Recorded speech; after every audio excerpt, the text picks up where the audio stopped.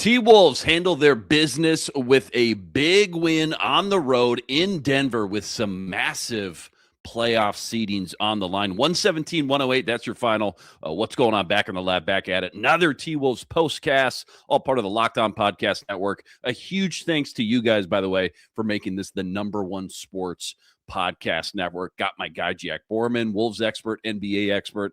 Give him a follow on X at GRBorman13, Luke Inman at Luke_Spinman. Make sure you go follow our guy, Ben Beacon, as well, host of the Locked On Timberwolves show each and every day. Lots to get into here, Jack. Great game to break down. Biggest game MVP, biggest X factor as well, plus what we'll be talking about tomorrow. But, just off the top, Wolves coming in kind of hot, right? Winners of 5 of their last 6.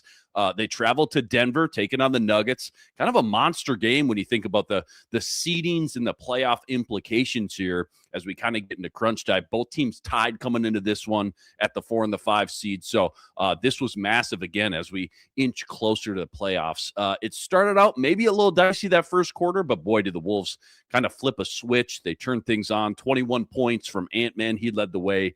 DDV, Jaden McDaniels, they were both huge. DDV 5 for 10 from deep tonight. And then we'll get into it, but the bench was about as good as you can ask for as well. Wolves win this one, a big game on the road, again, in Denver, and they move into sole possession of that 4th place in the standings. First of all, Jack, great to be back with you in the saddle. Thanks for holding down the fort. I know you got some great stats to feed me, but just kick things off with your kind of big takeaways from this kind of big picture win, first and foremost. Yeah, for sure. Great to see you. It's a huge win in terms of the standings for the Timberwolves, right? They come in even with Denver in this game. They're now a game up on Denver. They unfortunately don't have the tiebreaker because Denver, won the season series 3-1. But they're now even with Houston, 5.5 games back of the Spurs, who lost today. Their win streak came to an end. But the Nuggets have the hardest schedule left in the entire NBA. They have to play OKC twice, the Spurs 3 times, the Knicks once, the Rockets once, the Lakers twice. So, they got 3 back-to-backs in the next couple of weeks as well, all while they're going to be trying to reintegrate Peyton Watson and Aaron Gordon, both from long-term hamstring injuries. It's the second long-term hamstring injury of the year for Aaron Gordon. And then Cam Johnson re-injured that ankle that he's been trying to overcome for the better part of the last 2.5 months. So the Wolves are in a really good spot. They're certainly in a driver's seat to be able to maintain a top 4 spot in the West and get home court for the first round, which would be really important. And then in this game too, good to see the Wolves win in areas that they're supposed to win. I think that's really important. The final 20 games of the season here is that the Wolves have to be good at what they've been good at all year long and take advantage of the mismatches they have against opponents. And they certainly did that on the non-Jokic minutes. They won those minutes by 15 in this game, 32-17, had a 140 offensive rating in those minutes, which was great to see. And then on the break, they won 30-6 in fast break points. They had 10 in the second quarter, 12 in the fourth quarter. So just really good to see them run up and down the floor against a team that, no matter which 5 they have in the floor, really does not like to run. It's the worst transition defense in the league in terms of points per transition possession allowed. And then Denver forced the others to beat them today, and they certainly did. And it was great to see. The Wolves, we've talked all season long about how Ant's been absolutely phenomenal in all these games, but it's just a matter of which of the next 3 or 4 guys come to play, and certainly that transpired today, right? The Wolves shared it great. They had 33 assists. They're now 9-0 when getting 32 or more assists. They had a 2.5 essentially assist to turnover ratio, which is awesome. Randall and Gobert made a lot of plays in the short roll with Ant getting doubled. Those two had 11 assists and just 4 turnovers. So for the 2 of those guys to almost have a 3-to-1 assist to turnover ratio in a game where they're handling the ball, a lot more than they're used to. Obviously great to see. Rudy contested a ton of Jokic shots in that short mid-range area. And then Jaden McDaniels, again, just a phenomenal game. He had 20 points, made all 9 of his shots inside the arc in this game. He just continues to showcase exquisite touch beneath the free throw line and some tough shots on the move too from him. And then 2 quick records for you, Luke. and we'll get into the bench stuff, obviously, but Yeah. Wolves now 18-8 when Dante and Jaden combined for at least 30 plus. That's a 57 win pace. The Wolves are now 18-4 when Rudy Gobert gets at least 13 rebounds, and 15-2 when he gets at least 14 rebounds. So he had 15 rebounds tonight to go along with 4 stocks and 4 assists for Rudy Gobert. No matter how much Shaq and Chuck want to hate on him, he continues to get it done damn near night in and night out for the Wolves. Let's hand out some flowers, Jack, with our player of the game. This is the Locked On Player of the Game. A couple good options in the chamber here tonight, Jack. Anthony Edwards always in play. You mentioned J-Mac 9 for 9 inside the arc. He was great. DDV as well, 5 for 10 from deep. Got to pick one, though, Jack. Game MVP tonight versus the Nuggets in this big win. Who is it and why? Yeah, for me, I think you definitely could go with Jaden McDaniels, just considering that he did pretty well on Jamal Murray for a good chunk of this game. But I'm going to go with Dante DiVincenzo in this game. And part of the reason why is just because when you play the Nuggets, there's almost on a nightly basis where they're going to go on a huge run. And it feels like just the weight of the world is kind of bearing down on you when Jokic has it going, Murray has it going.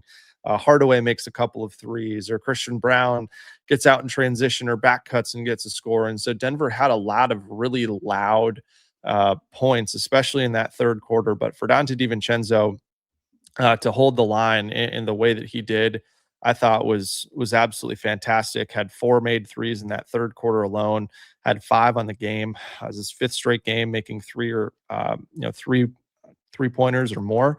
And then in the fourth quarter too, when Denver was trying to come back, cut it to single digits, got within two-ish, either 2 or 3 possessions a couple of times, and comes up big with steals and pokeaways that both resulted in points going the other way for the Timberwolves. So that was really important. And then too, Ant was getting doubled, blitzed up top, and so a lot of times that throws either Julius or Rudy into more of a playmaking role at the free throw line, or the guys that are flanking Ant in the slots. So a lot of times those guys are Dante and Jaden. And for Dante to have 5 assists and no turnovers as a playmaker in the slot was really important. That's an area that he struggled in at times this season, but he did a really good job playing beside Ant.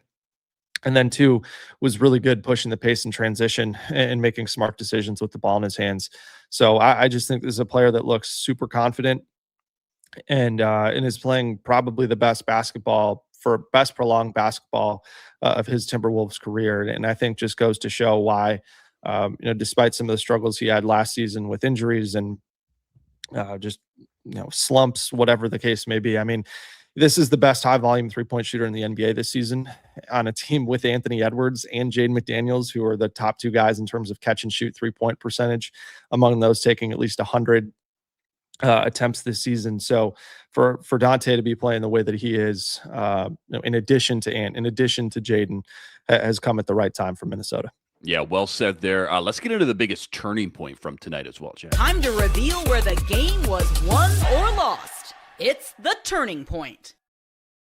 All right, Wolves actually down 9 to start the second quarter, right? And then just kind of this monster run in the second quarter. They end up going into halftime up 7. So down 9 to up 7 going into halftime. And from there, it just kind of, held this nice little 7, 8, 9, 10-point lead from there on out. But biggest turning point, Jack, if you had to pick one, when was it and why tonight?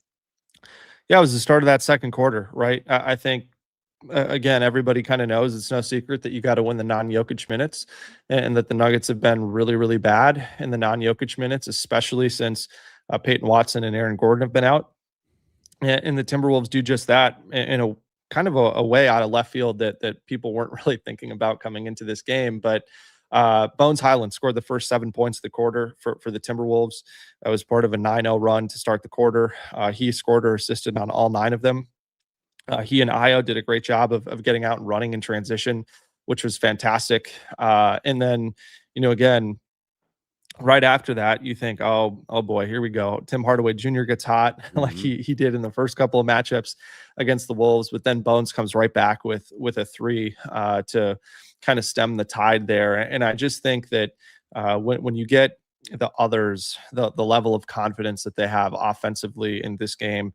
You had Bones turn it on in that second quarter. You had Jaden McDaniels in that second quarter, then kind of take the baton and start to pick on smaller guys, going at Jamal, going at Tim Hardaway when they were matched up on him, was fantastic. So I think the momentum that the Wolves generated in that second quarter was awesome. And even when Jokic came back on the floor in the second quarter, I mean, Jokic in the first quarter was absolutely absurd. I want to say he had 13 points. I want to say he had 4 assists in that. So he contributed, around 20 of Denver's, 31 points in that first quarter. But then in the second quarter for Minnesota also they held him to 2 points and 0 assists in the 6:34 that he played in that second quarter.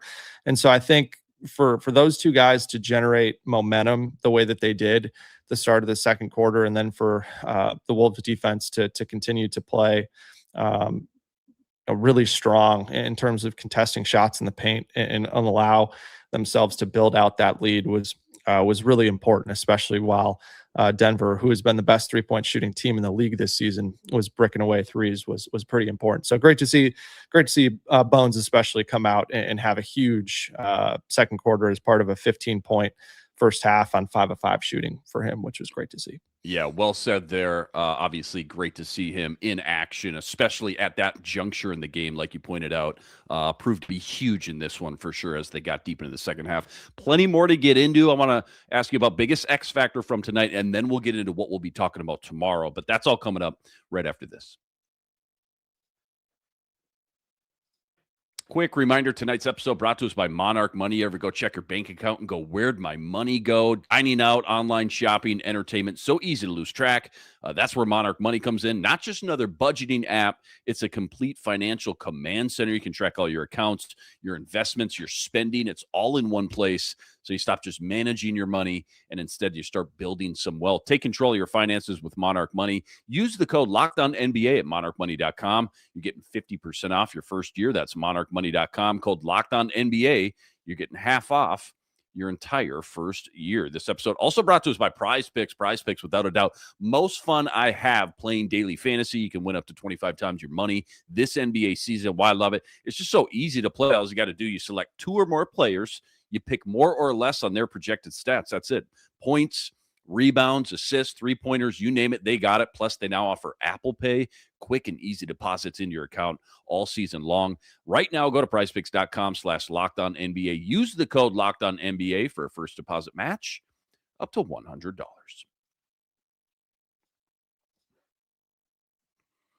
right, Jack, let's get into the biggest X factor from tonight. It's time to reveal who made the biggest under-the-radar impact with today's X Factor.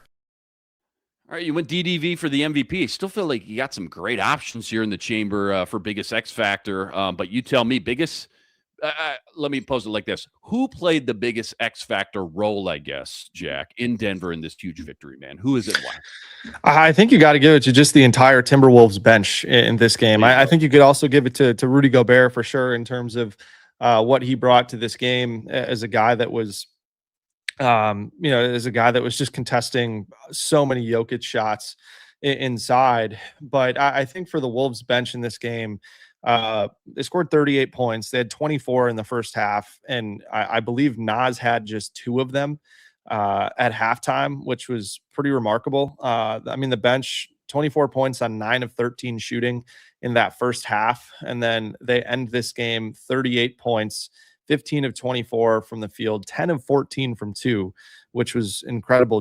All 3 of those guys, Bones, Ayo, Nas, have the ability to get downhill and finish inside. They all generally are faster than the guys that are guarding them. And so for them to be able to get below the arc and finish inside was super important. And then they went 5 of 10 from 3 too. I think just the way that they mixed it up in terms of getting out and running in transition, making threes, and then using the kind of 3-point shooting gravity that they all have to get below the arc and in some cases get to the free throw line were pretty cool too. And I thought what was really fun about this bench performance specifically, Luke, is that all 3 guys had kind of their prolonged moments of really good play in this game. And I think that that's always fun when you can feel each guy making an impact individually and having their moment. I mean, you kind of had Bones to start the second quarter.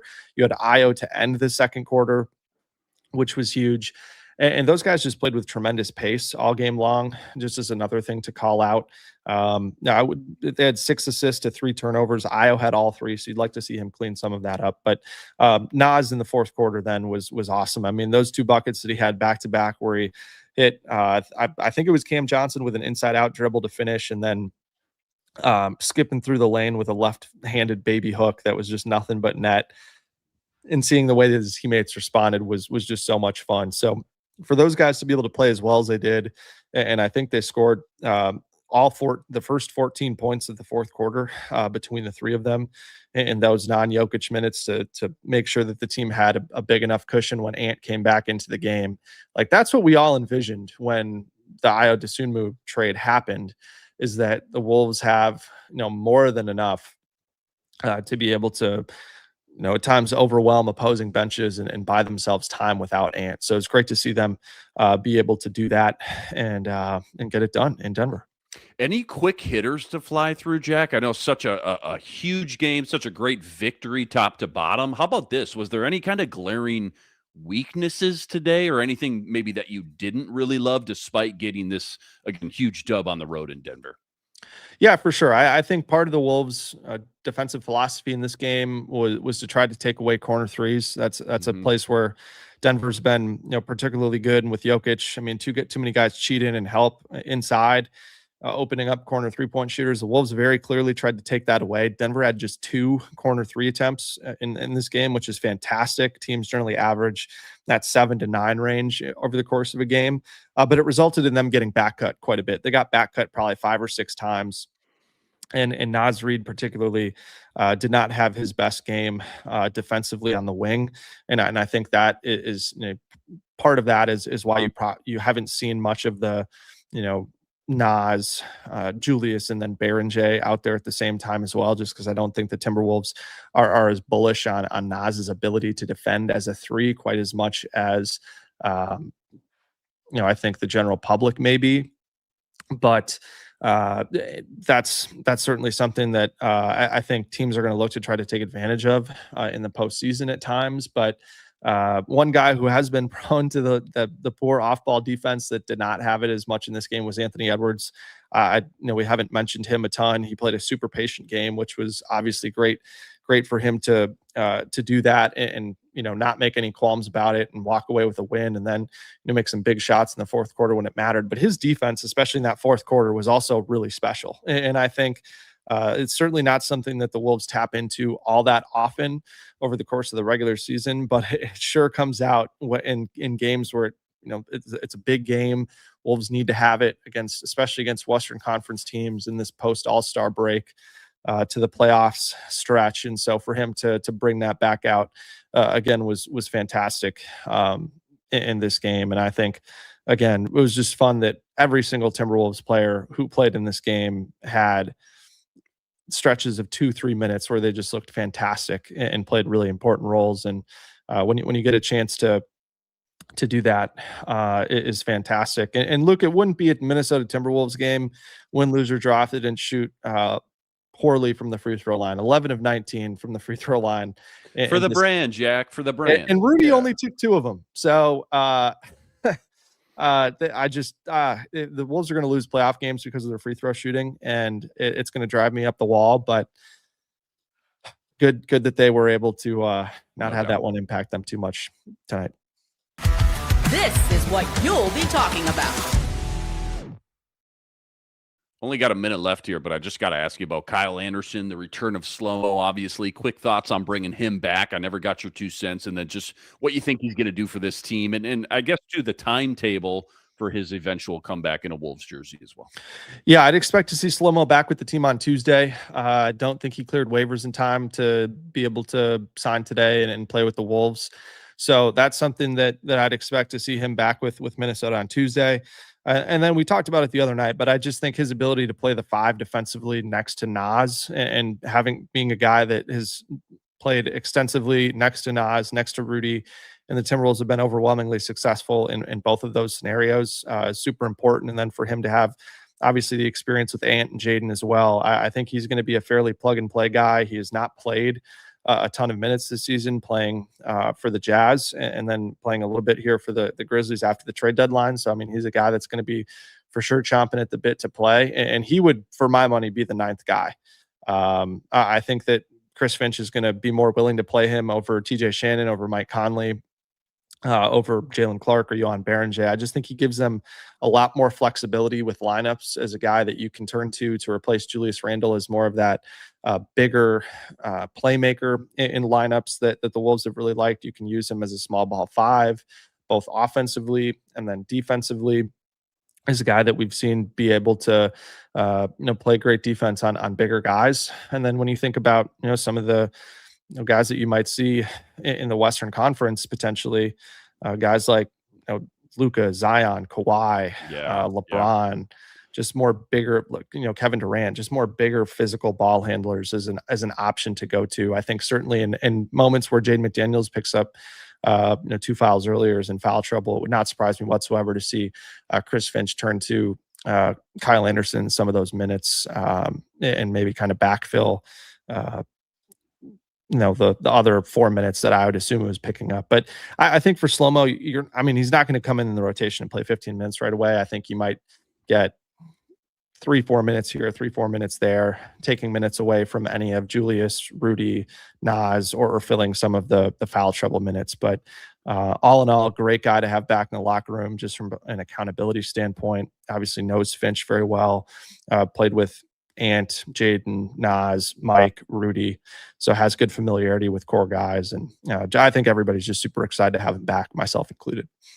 Great stuff per usual, man. Great to be back with you. T-Wolves keep the momentum rolling. They take care of business and take down Denver in Denver, by the way. 117-108, that's your final. 38-23 now on the year. 15 games above 500. Much love to all you guys, all the everydayers out there that always make us your first listen. All you guys coming in the chat with us from game to game as well. Like and subscribe if you haven't already. Go follow Jack, too, at Jared Borman 13.